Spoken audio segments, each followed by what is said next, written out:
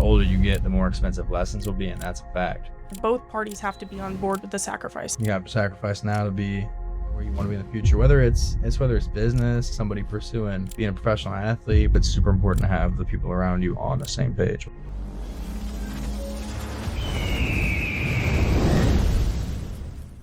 Welcome back to the Take Flight podcast.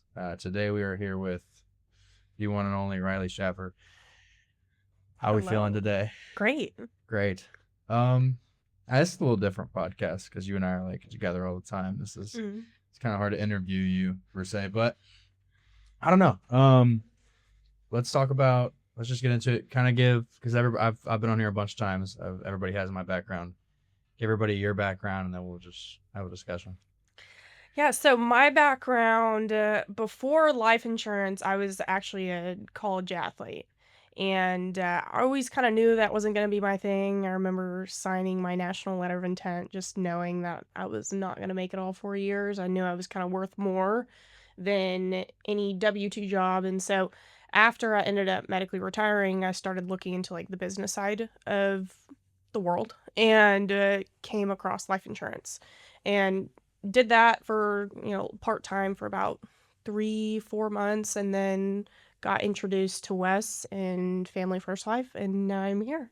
And so it's been the best decision of my life. Oh yeah. You got to make sure you preface, like, you got introduced to Family First Life and then Wes. I didn't recruit you and then start dating you. That's against my morals. I would have done that. You got to make sure you tell everybody the right way it happened. Oh yeah, I got introduced to Family First Life, and then I met Wes. I'm just kidding. But yeah, no, it's been crazy since then. Kind of pick up where you left off. I mean, shoot, we met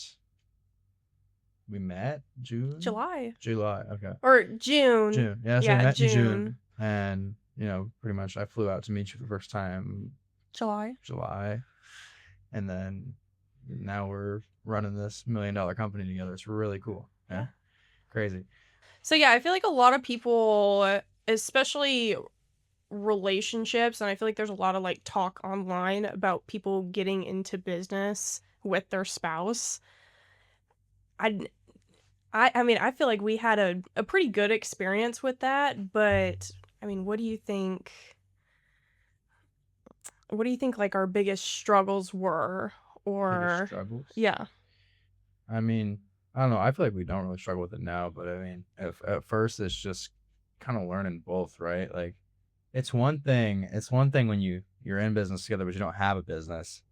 It's another thing when you do have a business and there's all the stress pouring in from the business and all the demand from that. It's hard to manage. But like I said, at the beginning when there was no business per se, it was easy. But I think it's just communication, right? Like learning to actually talk about it and working through that, deciding who's going to do what, who's not going to do what, and just being open to whatever comes up, because it is so hard to manage both at once, especially in a business like this. I say business like this, I'm sure any business is 80, 100 hours a week when you're first building it. So especially in business, it's hard to manage those 80, 100-hour weeks on top of, dating. It's weird. But yeah. I feel like we were just both super focused on building it, so we didn't really have a whole lot of problems with it. Yeah, I think that's like something that's very overlooked when it comes to being in business with your partner is the sacrifice, and that both people, I mean, both parties have to be on board with the sacrifice. Like, I feel like in the beginning we didn't do a whole lot of dates. We didn't go out a whole lot, and that's solely because both of us had these same exact goals. And I feel like a lot of people in business, like, there's one party who is willing to sacrifice, but the other party, wants that type of stuff. And in order to have a successful business along with a successful relationship, you have to be able to both sacrifice in order for long-term happiness. That's the thing. You gotta be on the same page. That's very true. Like, a lot of people, whether they're in business together or not, a lot of people's biggest, and it's something that Jay told me when I first got in, it was like 3 things that make you feel out of the business: irrational decisions, something else, and bad relationships. I forget what the second one was. Maybe like vices, like alcohol and stuff. But bad relationships was the third one, because it's like a lot of people get in the business, and whether the other significant others in the business or not, it's that person is such a different mindset and such a different outlook on money and what the world is, that it's like you start making a little bit of money, they want to go out. They're like, why are we not going on dates? Why are we not doing this? Why are you not doing that? Why do you not have time? And that just causes so much stress. Like having somebody nagging you on top of trying to deal with all this, it's almost gonna force you out. So it's Yeah. very important to be on the same page. Yeah. I think that was probably the biggest factor, not only to, like, having a healthy relationship together, but also having a healthy business, is we were just on the same page. Mm, Like, it comes down to, like, we both were willing to sacrifice our short-term happiness in order to have yeah, freedom in the long term, so. yeah, you have to be. Hmm. I guess it comes with anything, right? It's like you have to sacrifice now to be where you want to be in the future. Whether it's business, somebody pursuing being a professional athlete, pursuing doing what, it's super important to have the people around you on the same page. Whether they're involved or not, have to be on the same page. Um, I don't want to stay on this for the whole podcast, but we'll try to get some value here too, outside of just relationships. You've been recruiting the world, dude. I try to give a little bit of value on these podcasts too. What let's just talk about that for a minute, because I think there's a lot that people can take away from that. What have you been doing to recruit that way you have? Yeah, I've just been marketing. I market mainly on TikTok. I mean, TikTok has been my biggest help with everything. Not only just like posting, but also learning like the different types of marketing. There's 4 different types of marketing that you have to post in order to grab people's attention. You have to have a reach, you have to have you have to have content that brings value so that people trust you. You have to show vulnerability to show that, I'm also a normal person at the end of the day. Wes is a normal person. And so the person watching the video is also a normal person. And so there's a lot of different things you have to learn, along with like how hashtags work, location works. And I think once I dove deeper into that world, that is when it really changed as far as the people I was getting in contact with, because not only am I getting a reach from people, but it's also the people who I want to Right, be on my team. right. And so, yeah, I think marketing just It's just doing it, isn't it? it is just doing it. That's a and I mean, I've had a couple trainings now talking about marketing and hiring people, and still I see people on social media, from other agencies and stuff, and people don't implement it. And Yeah, I think it's just it's really because it takes time. Like yeah, it takes time, but it doesn't take time. But if you take the small amount of time to do it, it really does benefit you and your business. yeah. And so I think it's just going out of your way to put yourself out there, because not a lot of people like posting. No, 100%. That's the thing. It's like people don't believe this. It's just because they don't do it, but the industry is easier than ever to recruit right now, because there's so many people making so much money, and now it's getting kind of mainstream. You got people like Giuliano Mozzarella. You Trendy. have it's trendy. It's Like trendy. people, it's not so weird now, and you can do it over the phone. The leads have gotten better and better over time. Like it is really the easiest it's ever been. But there's a couple reasons people don't recruit. One, they don't have the belief in themselves to go do it, so they won't do it. And that usually comes from just doing the work on the personal side first, whether it's personal development or just selling on the personal side. Or they just won't market because they don't want to put the work in, or they don't want to invest in somebody to do it for them. And those are the two reasons that you wouldn't be recruiting right now, because it's so easy. It's Yeah. not hard. It really is easy. And I mean, kind of going back to what you said, like a lot of people think that they can't do this. Yeah. And, I was just talking about how you have to learn the different types of marketing, showing vulnerable sides. Like that is showing people, like, I was someone just like the person watching the video. Yeah. And so it's not impossible. Yeah. I think It's just, that's what I try to hit on yeah, most, is that side of it. Because that's I feel like, and it's been my experience too. The people that come in, and sometimes they are, but a lot of times you'll have people come in and they're like, this guy's gonna be an animal, he's gonna be amazing. And they're not. It's not those people. It's people who are like, oh, I don't really like this guy at first. Like I'll use Bryony for example, because me and Bryony talked about this the other day. I don't think he cares. But I remember Bryony at the first Ignite conference in Florida. I literally told the dude, he was just like, show me the Instagrams of the people Oh on yeah. stage. And I was like, bro, these are normal people. Like, get off your phone. Like, quit being a weirdo. And he said he was pissed at me because of that. And then he thought about it and he was like, dude, you're so right. And I could totally do this. It's like at first my impression on Bryony was like, this guy's just freaking goofball. But now, like I can say that because I can say now he's an animal. Like, he's absolutely killing it. So it's always the people, and this is why it's always the people who your first impression was bad because they're willing to change. Mm, They're willing to yeah. do the implement and they're willing to develop. Yeah. It's like he took that advice and ran with it, and he took all Marcos's advice and all the things that he's learned, and now he's just building a great business. Yeah. But because he was willing to change things and willing to change the view, he had an open mind. Yeah. So I think that's why a lot of times it's people who you didn't think were going to be great that are wind up killing it. Yeah. I was gonna that's I mean exactly what I was gonna say. I don't think it matters who gets into the business.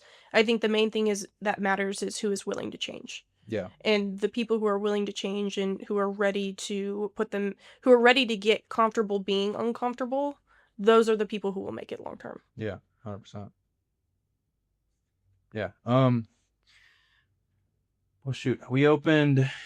We got the office open. We're on month June 1. almost 2 months already. Yeah. That's crazy. That's crazy. Goes by so fast. That is crazy. You've done. What were you doing the first month, like as a team that we opened office? Oh goodness. First month as a team, I think we did In the office, is what I'm saying. in the office. I did 80 something. 80? Okay, that's good. You're already growing. What do you think you'll do, like 150 this month? Yeah. Yeah, it's huge. Like opening an office is like double production. Yeah. Like just nothing. It's crazy. Before the office, my team was stuck at like that 30, 40K mark. As soon as we got into the office, immediately 80K. June we did 105.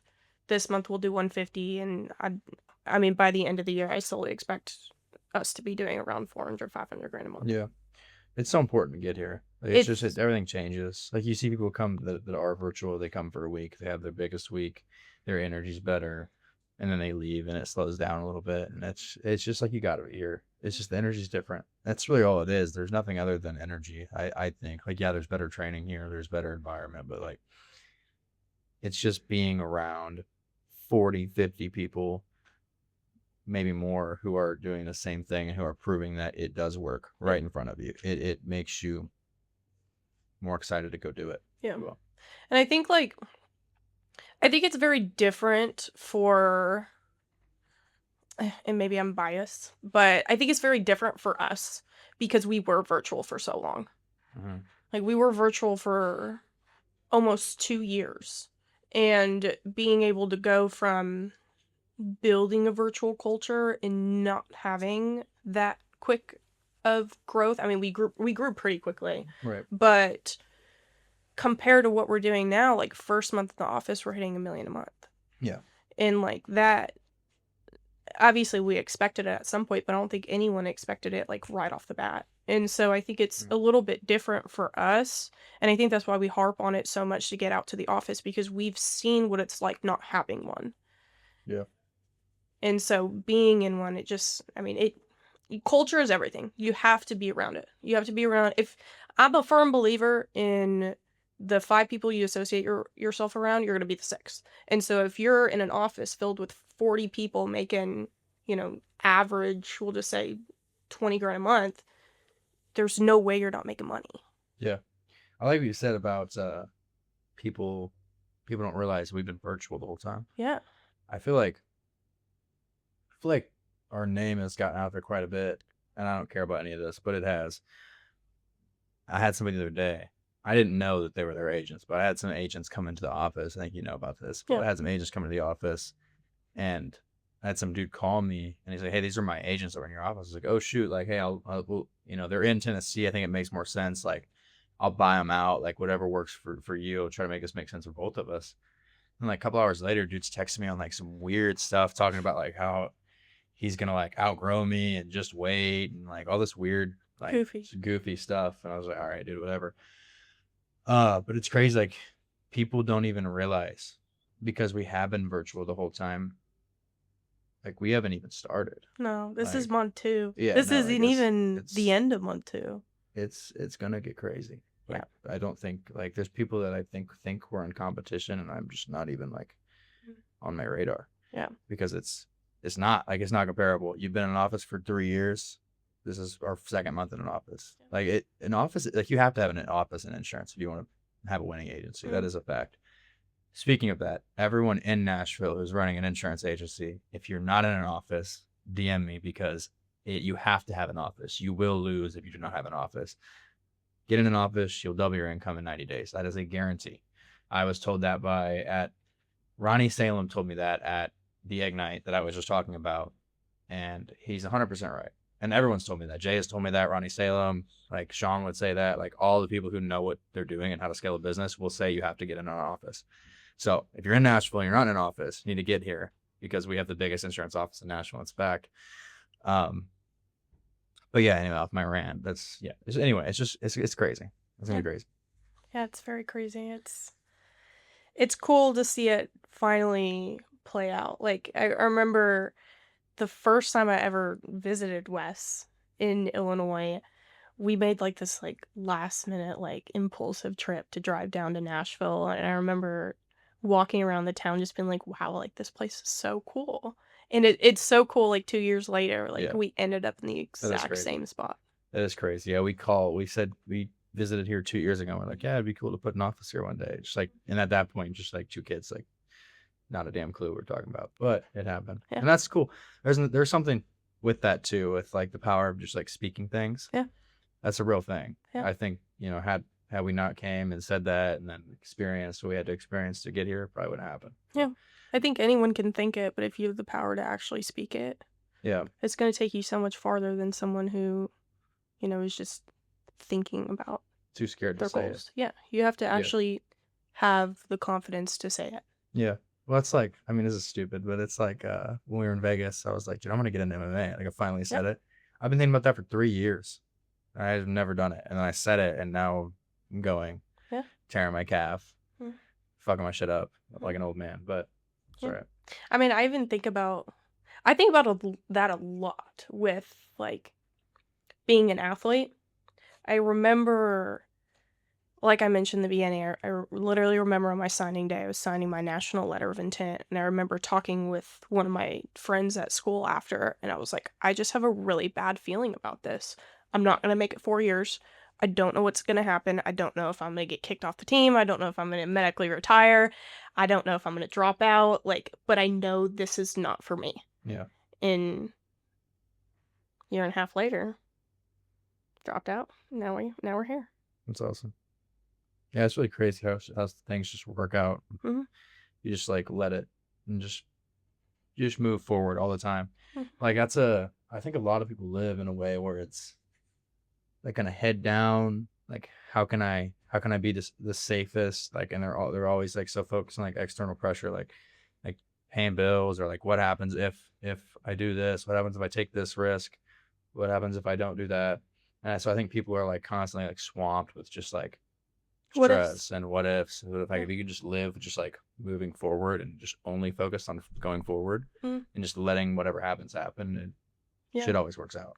I think that's the hardest thing I had to learn Yeah. was to love the bad things. Because I feel like for a long time I was one of those people who was like, why is this happening to me? Just very like victim mindset. And it was like as soon as I learned like that everything happens for a reason, and now something, I wouldn't say bad. I don't think anything bad happens in my life. I'm very grateful for where I am. But if like adversity comes up in my life, I'm almost excited for the lesson Yeah. that I'm learning. Like I truly think everything happens for a reason. And even looking back now on like how we met and athletics and stuff throughout business, everything happens for a reason. Yeah, that's superpower, being able to have that outlook. Mm. It's like so reverse to what other people think. It's like, Yeah. oh, like whether it's, I could name a billion different instances, but like flat tire, oh, this is a bad thing. Like, fuck, now I gotta go pay money and take time out of my day to go deal with it. Where it's like you can just reverse the thought process on bad things like that and be like, well, thankfully, like something else bad was probably gonna happen. Or it's like, oh, how like learn to not drive on the side of the road, you idiot. Like Mm, it's with the tire example, but yeah. like I don't if you can just learn first of all, but then also learn to just like be at peace with whatever is happening. yeah.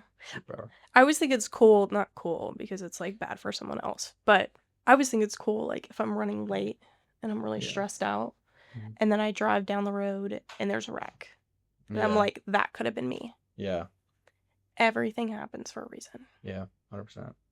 So, yeah, like speaking of adversity and kind of going back to, us being in a relationship, obviously we dealt with hard things. I mean, we talked about how our relationship is great, but it wasn't always great. There was a lot we had to learn. And Right. so, how do you think we learned to build together and not build like against each other? It's just relationships in general. I don't even think this just applies to business, but you have to learn yourself and you have to learn the other person too. So like you got to learn. Like there's definitely things where I am way too much, and there's definitely things that I naturally like want to do that are not the right way to act when there's problems or whatever. You have to learn that about yourself. So you have to be willing to learn like, hey, this is what, like I need to pull back, like I'm being too much, or I need to go just like take a break, whatever it is.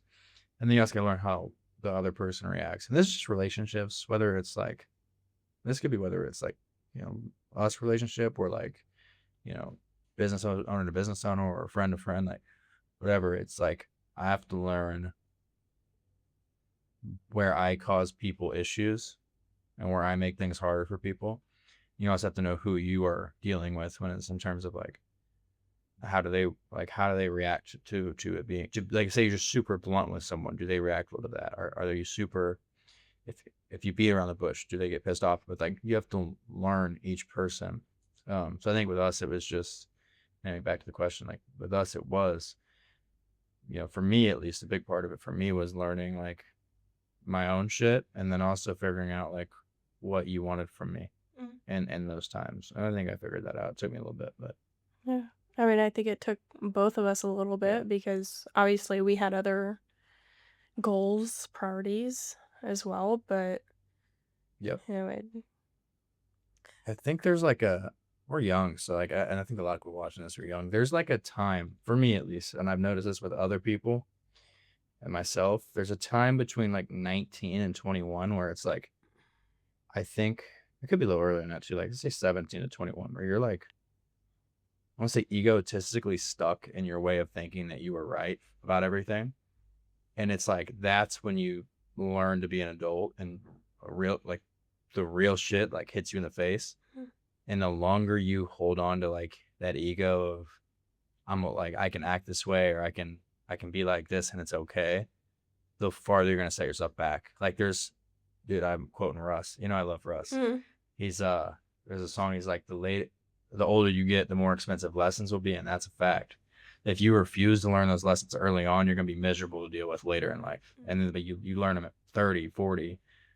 That kind of is a little late, because you already burned a lot of bridges because of those things. So I think during that time it's very important to like start to self-evaluate yeah, and learn that learn all that about yourself, yeah. figure it out. And I feel like that's where a lot of people go wrong is because they can't drop that ego. And so Yeah. they're in like a constant loop of like denial and they get lost in other aspects of the world. Yeah. And so yeah, I agree. I think you have to learn those lessons and you have to be willing to learn those That's what I'm saying. lessons. Yeah. Like that's a huge thing is like anyone can, recognize what they're doing wrong, but it's the people who recognize it and actually want to change it. Yeah. That's just like that EQ. Yeah. Yeah. Gotta have that EQ to be able to be like recognize why you're like that and work on Mhm. fixing it. You just have to be willing to do that. Wes, obviously you came into the business. I know, obviously I know you worked at Walgreens and all Mm-hmm. that. I'm sure the podcast has heard about that as well. But how has, and again, I'm sure you've talked about this on the podcast, but How was, like, because I know you were very socially Mhm. awkward Yeah, getting into it. yeah. And so what do you think, like, the biggest thing? Because I mean, there's a $1,000,000 team now, Mhm. and what was, like, your biggest thing you had to work on, or something you had to break through in order to be able to speak in front of I got a good a one. I got $1,000,000 a good team? one for this one. Doing it scared. I Mhm, think I think for a long time I thought that one day that, or I think I expected one day that would just not be there, or that one day, this could be with anything, but like whatever you're worried about is like you do enough. Like we talk about exposure therapy, we think it just goes away. That's not true. It's the exposure therapy is so that you can learn that you can do it scared, do it nervous, do it anxious, whatever.